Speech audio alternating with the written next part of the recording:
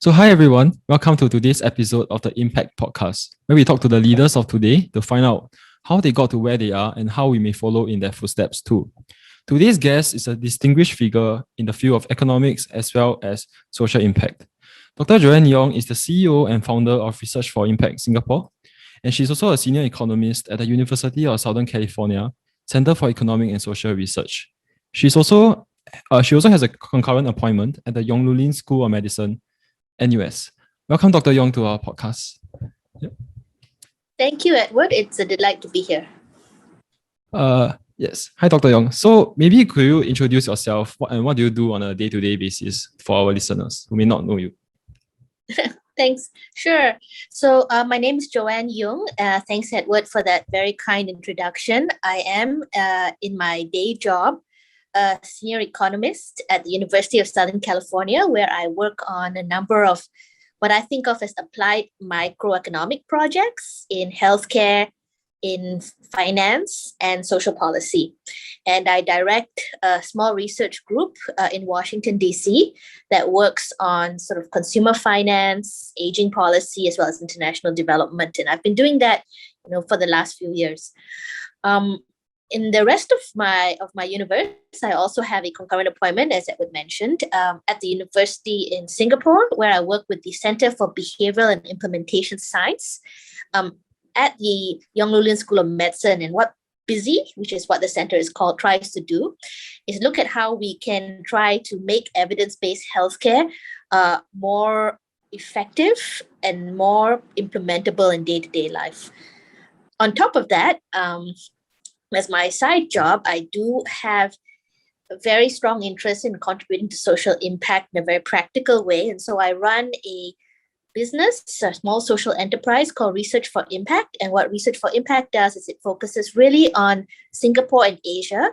We do what I think of as action research. So we do program evaluation, we do research advisory, and we also do a fair amount of training to help stakeholders in the sector, whether they're social service organizations, nonprofits, or governments, actually make research more accessible and to help them use research and evaluation in their day-to-day practice.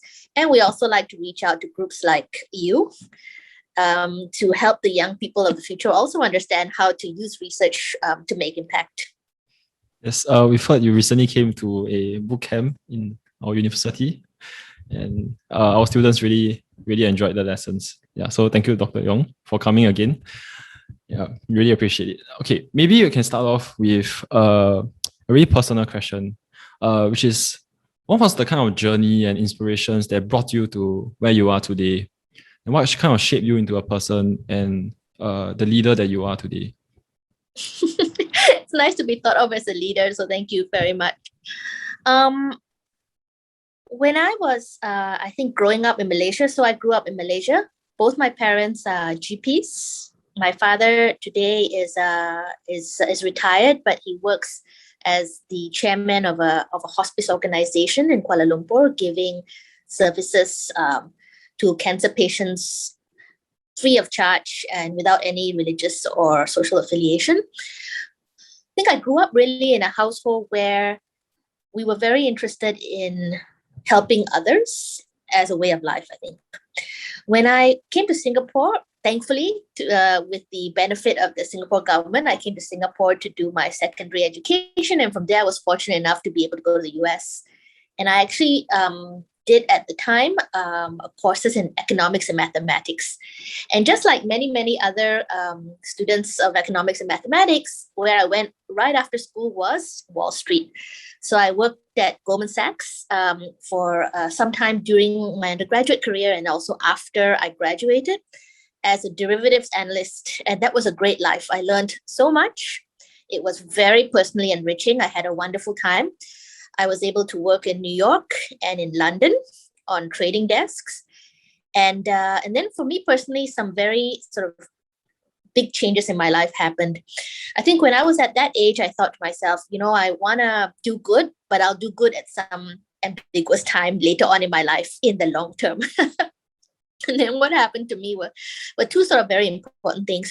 One is that I was, at the time when I was an analyst, I was involved in the September 11th incident on Wall Street. I was a little bit late for work, so I wasn't directly impacted, but I was on the way to Wall Street at the time. And that really changed my worldview because it became very clear to me that things could change in just a minute.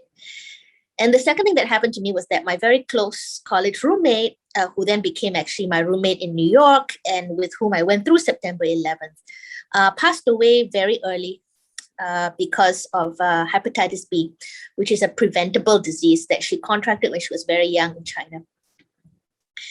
And these two things, I think, really affected me. And what I wanted to do was I wanted to take my opportunities and start thinking about how I could take what I learned and my technical skills to really try to change some of the systems and incentives that I saw on the ground. And so I went back to graduate school. I got my PhD in economics at Stanford.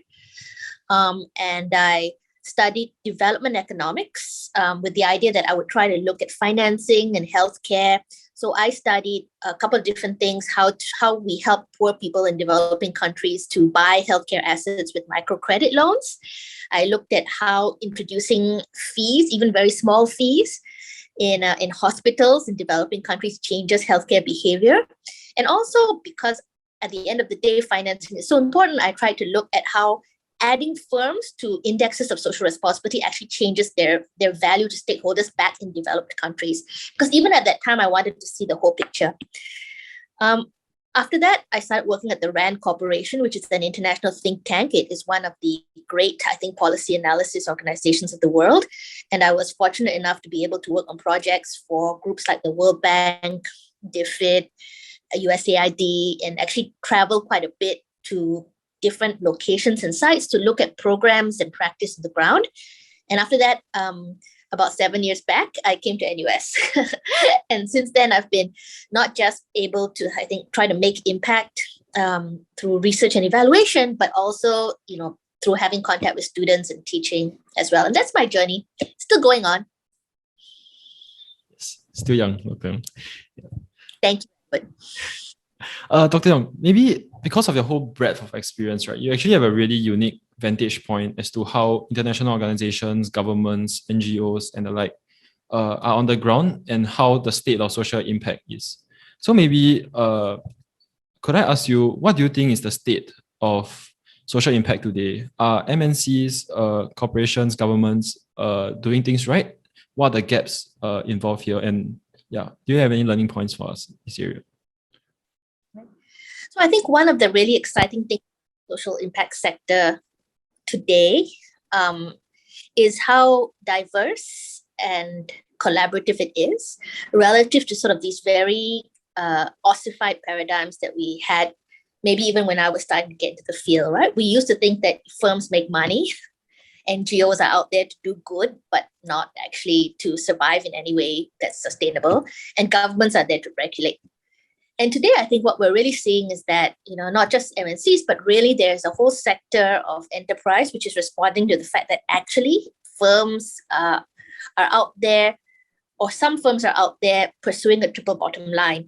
And, in the past, we used to really worry a lot about greenwashing or corporate social responsibility as something that had to be done, what wasn't taken very seriously.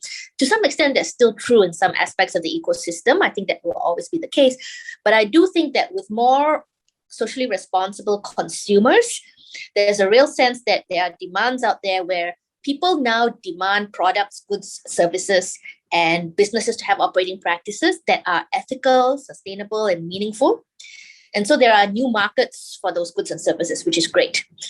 I also think that the consciousness of people and young people like yourself is evolving. So people want to work for and create organizations that create social good while remaining sustainable. I think that's really great. I think in the investment sector, I don't think we have to say much more about it because I know you'll talk to other people about this, but the ESG or socially responsible investing has really taken off. It used to be a very fringe point of view.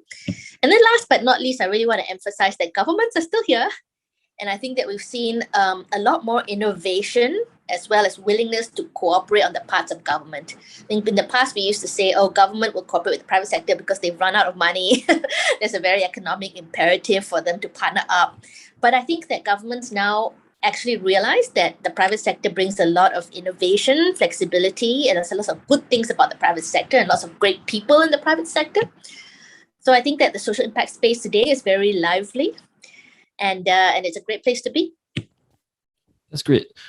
So as a developmental economist, a behavioral economist, as well as someone who's doing a lot of outcome evaluation, could I ask you to explain what do you think that a lot of these firms, governments, they are now going in the better direction.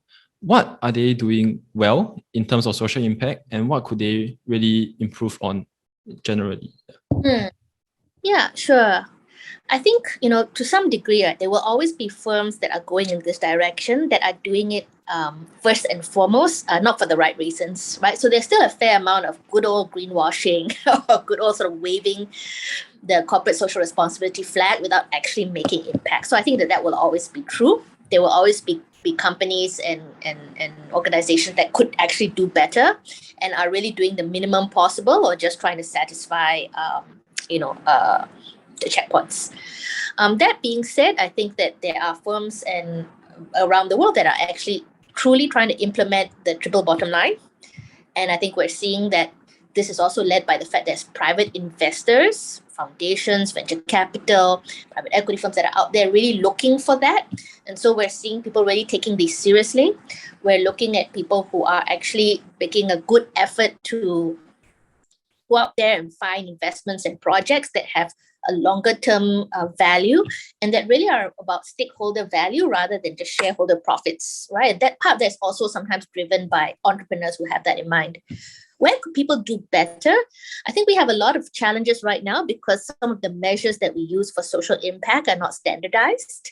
Very often because a lot of the quantities that we want to measure are either intangible or we don't have data or we don't have like the capacity to collect the information that we need. That's not always matched up. Sometimes, what they say is, what's meaningful is not always measured and what's measured is not what always meaningful. And I think that's true for general management, but I think in the social impact space, that's particularly true. And I think one of the issues that we have is that the most vulnerable populations, the most neglected populations are the ones that often have the least capacity to capture that data and be part of those markets. So there is a little bit of a divide there, even in the social impact space. I see.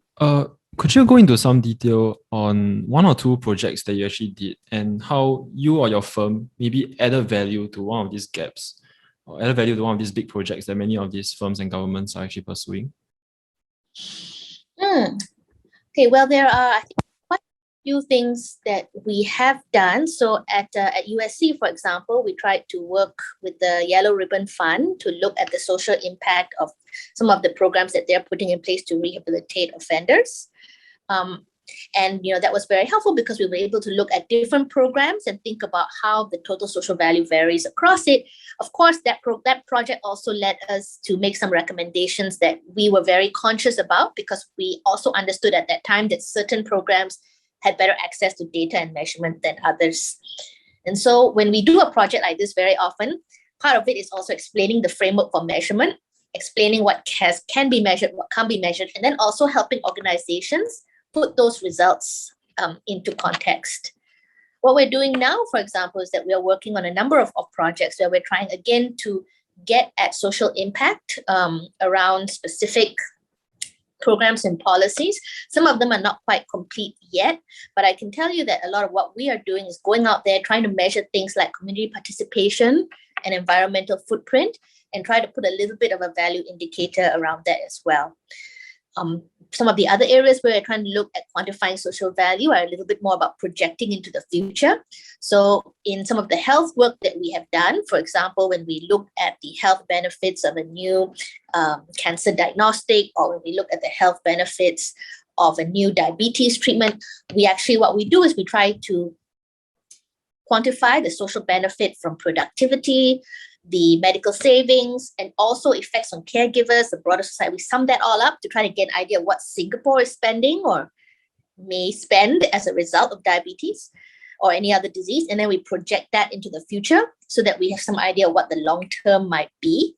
And so we also do that for some of the other programs that we're looking at, where we're looking at early childhood what we want to do is make some assumptions to help the agencies that are investing today in projects on the ground today understand what the long-term social benefits of that might be. And that's another sort of very interesting area of work. I see. You've also been a big proponent of studying economics. Just wondering whether, could you share about how that foundational knowledge and that PhD in economics actually help to contribute to all these projects, and how actually students of economics like myself, a newcomer to it, could actually apply such learnings? Sure. So I think one of the things that we get very hung up on is that we think that economics is about money, right? Like you think that if you become an economist, in the same way that if you become a doctor, every Chinese New Year, every relative with a knee problem will come over to you.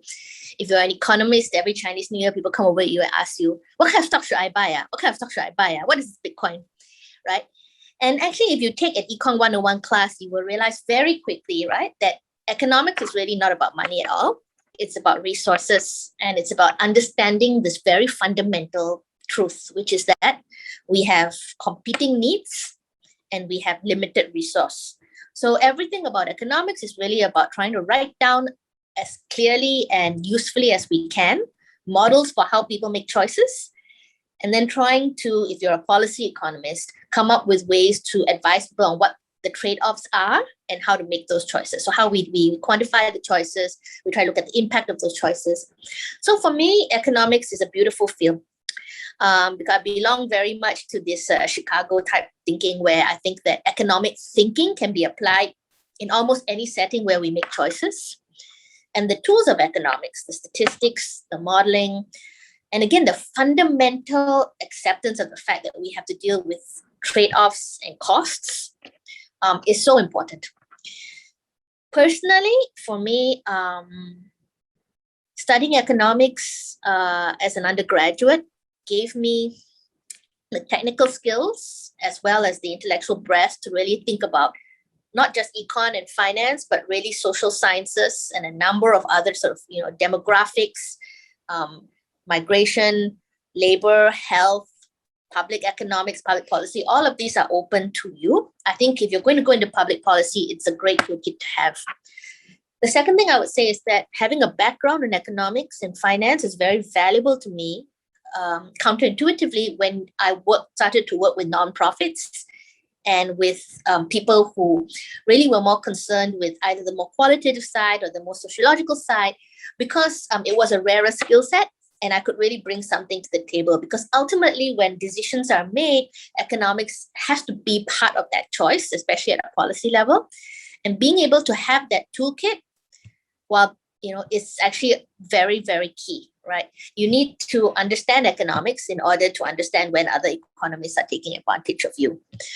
But I would also say that one of the things that I really feel very strongly about, and I felt very strongly about since JC, is that you really need people who can be on both the arts and science. And economics to me is both an art and a science, right? It's a classic social science. You need to know how to do the math, and then you need to know how to interpret the findings and communicate them. And I think economics is one of the disciplines where that is really core, or it should be really core. I think my economics professor will be very happy to hear that.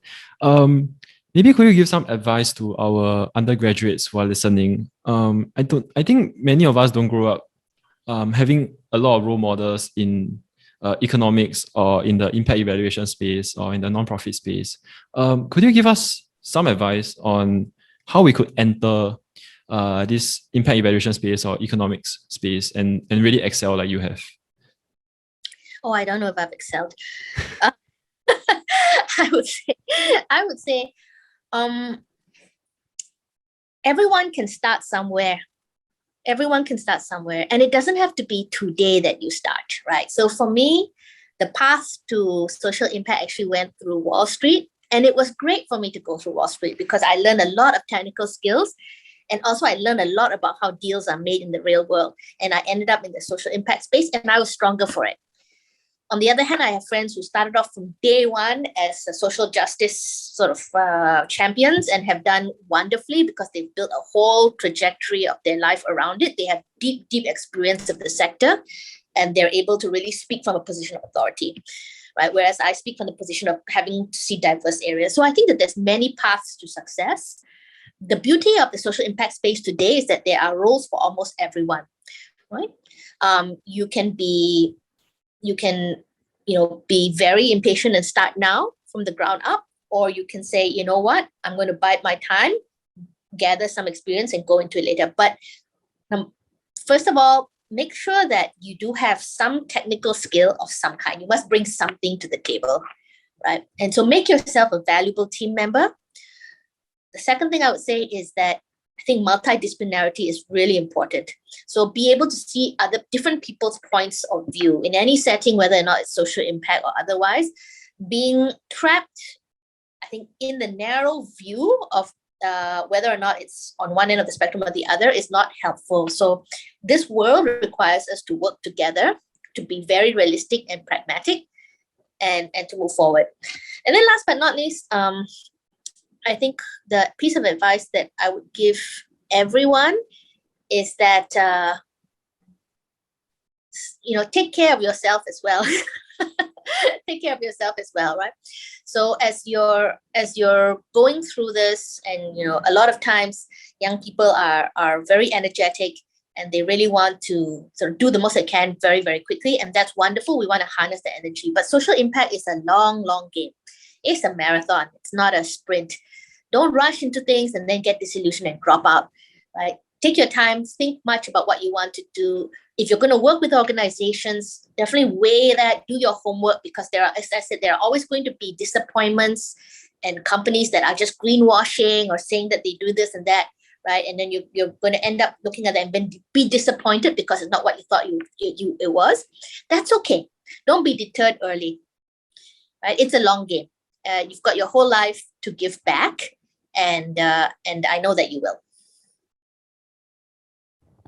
Thanks so much, Dr. Yoong. Can I just ask maybe for you to maybe recount what was the thing that you were most proud of in your career, and maybe to kind of balance that and to show our viewers that you are also a human despite your achievements. Is there something that maybe you did not do so well in and you wish you had done better? Yeah. What are something that I think I've done very well? My goodness. That would be really hard to say. I can point to my specific projects, a couple of projects I'm very proud of having been part of, perhaps not, because it's always a team sport, right?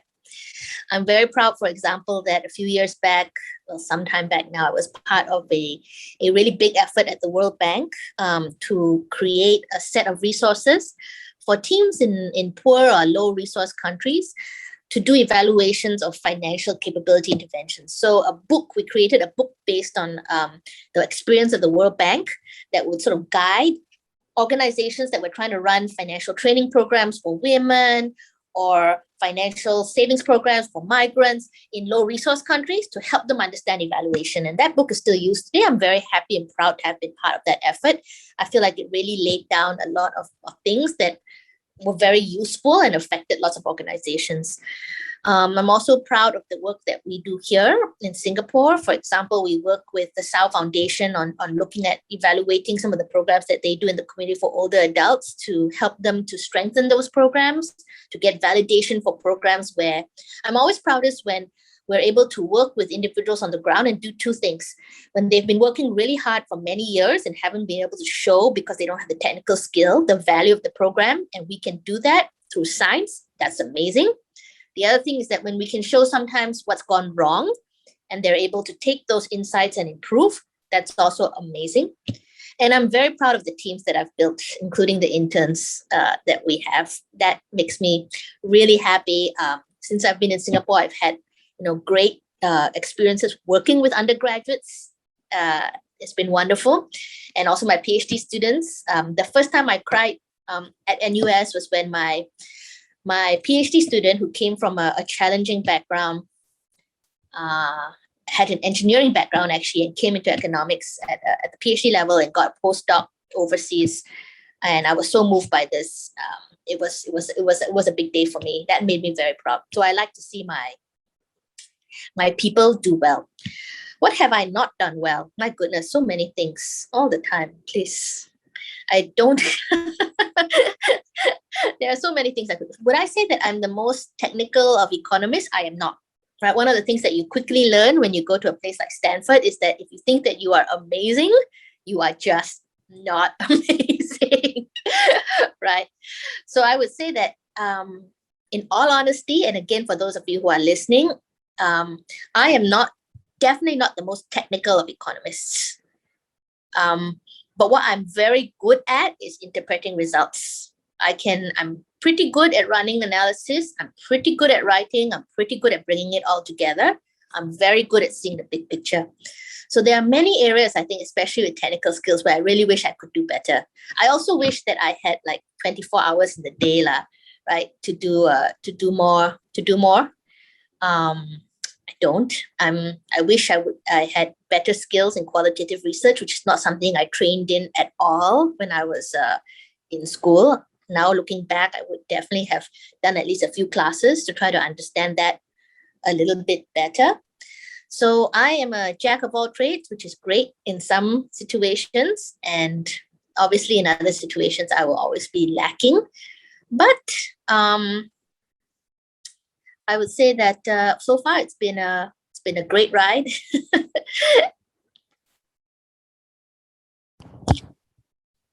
It sounds really touching. Yeah. Thanks, Dr. Yoong. Maybe just a question that's requested by our female listeners.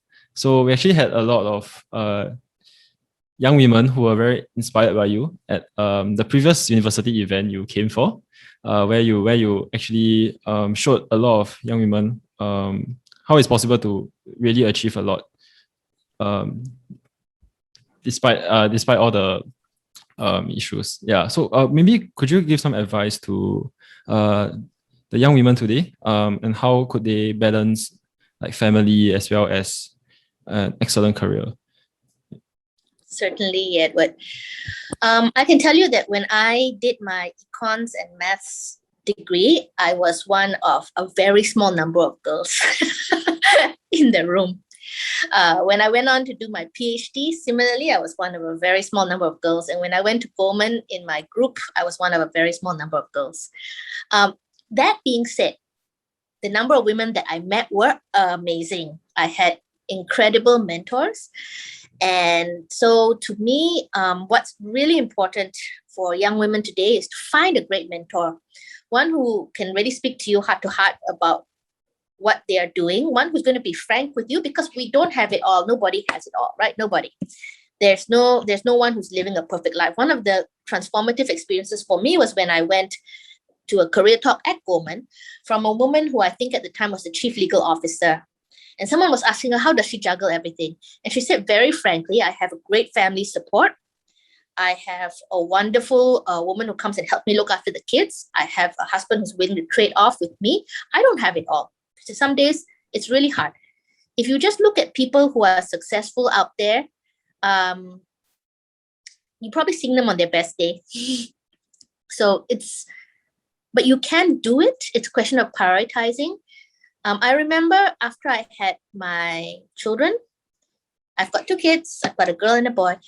I had to pick up and go to a workshop somewhere in Indonesia and leave the kids at home with my husband. So part of that also is having the right partner. And this is true for girls and for boys. I think in general, right, wherever you want to go in life, you have to find someone who's going to support you, understand your goals, and try to help you be the best that you can be. Any young woman who's out there who's listening, also, you are as worthy, right? Speak up clearly. Make sure that you can speak up well. Don't just speak up all the time, right? And I think a better day is coming. So I'm very proud of all of you. If any one of you wants to, speak or have a chat, I'm always happy, listening ear for mentoring for both women and men. So that's perfectly fine. Anyone who wants to talk to me, feel free to reach out. Thanks, Dr. Yoong. I'm sure you'll be flooded with messages after that. Okay, I think time is running out. So we just asked our last question of the day. Could you leave our listeners with 3 very short pieces of takeaways? Sure, I have 3 takeaways. So the first thing that I would say is build your technical skills. That's important. Number 2, have faith in your long-term goals. And 3, don't be afraid to take a little bit of risk, right? Try new things, see new things. You'll be surprised by yourself, right? All right. Thanks so much, Dr. Yoong, for your time.